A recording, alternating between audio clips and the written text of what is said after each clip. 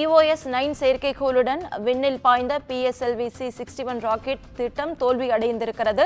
முதல் 2 அடுக்குகளை வெற்றிகரமாக கடந்த நிலையில் 3ஆம் அடுக்கின் தகவல் முழுமையாக தெரியவில்லை என தகவல் வெளியாகி இருக்கிறது. தற்போது முக்கிய செய்தியாக பார்த்துக் கொண்டு வருகிறோம். இது குறித்த முழு விவரங்களை வழங்க செய்தியாளர் அன்வர் நம்மோடு இணைப்பில் காத்திருக்கிறார். அன்வர், விவரங்கள். வணக்கம் ரவீனா. PSLV-C-61 ராக்கெட் இன்று வெற்றிகரமாக விண்ணில் ஏவப்பட்ட நிலையில் 2 அடுக்குகள் வெற்றிகரமாக பிரிந்தது. 3வது அடுக்கு பிரியும் போது ஒரு தொழில்நுட்ப கோளாறு ஏற்பட்டதால் இந்த திட்டம் தற்போது தோல்வியை தழுவியிருக்கிறது. இது ஒரு சோக செய்தியாக நாம் பார்க்க கூடாது. ஏனென்றால் இஸ்ரோ பல சாதனைகளை படைத்து வருகிறது. பல தோல்விகளுக்கு பிறகு வெற்றியை பதித்து விண்வெளி துறையில் புதிய மைல்கல்லை இந்த இஸ்ரோ பதித்து இருக்கிறது. இந்த தோல்வியை சரிகட்டி மீண்டும் வெற்றிகரமாக விண்ணில் ஏவும் இஸ்ரோவின் 101வது ராக்கெட் இன்று வெற்றிகரமாக காலை 5:59 மணிக்கு விண்ணில் ஏவப்பட்டது. சூரியன் உதயத்திற்கு முன் இந்த ராக்கெட்டை ஏவப்பட்டது. ஸ்ரீஹரிகோட்டாவில் இருந்து சதீஷ் தவான் விண்வெளி மையத்தின் ஸ்ரீஹரிகோட்டாவின் ஏவுதளத்தில் இருந்து இந்த ராக்கெட் ஏவப்பட்டது. விண்வெளி ஆய்வு கழகம் இஸ்ரோ தன்னுடைய 101வது விண்கலத்தை இன்று விண்ணில் செலுத்தியது.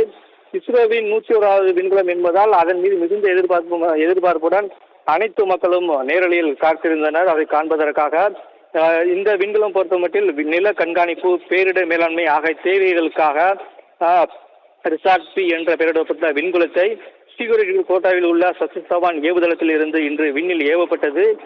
ராக்கெட் சரியான நேரத்தில் துல்லியமாக விண்ணை நோக்கி சீறி பாய்ந்தது. அதனை விண்வெளி ஆய்வு கழக ஆராய்ச்சியாளர்கள் மற்றும் விஞ்ஞானிகள் அதை நுட்பமாக கண்காணித்து வந்தனர். ராக்கெட்டின் 2 பாகங்கள், அதில் ராக்கெட்டில் ஒவ்வொரு பாகங்களாக இருக்கும். ஒவ்வொரு வளிமண்டல மேலிடத்தில் போகும்போது ஒவ்வொரு பாகங்களாக விரிந்துவிடும். மற்ற பாகங்கள் மேற்கொண்டு சென்று கொண்டே இருக்கிறோம்.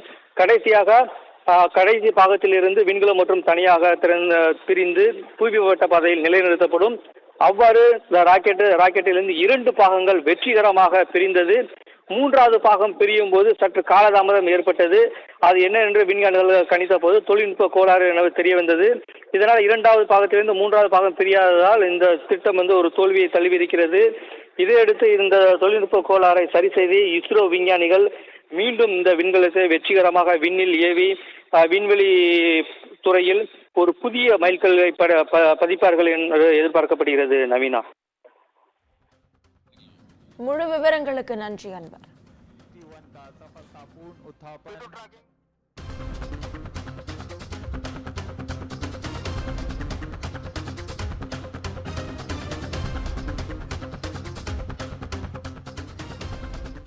Functioning of the third stage, we are seeing a observation and the mission could not be accomplished. After analysis, we shall come back. Thank you. The PSLV is a 4-stage vehicle. Up to the second stage, the performance was quite normal. Third stage motor started perfectly. But during the functioning of the third stage, we are seeing a observation and the mission could not be accomplished. After analysis, we shall come back. Thank you.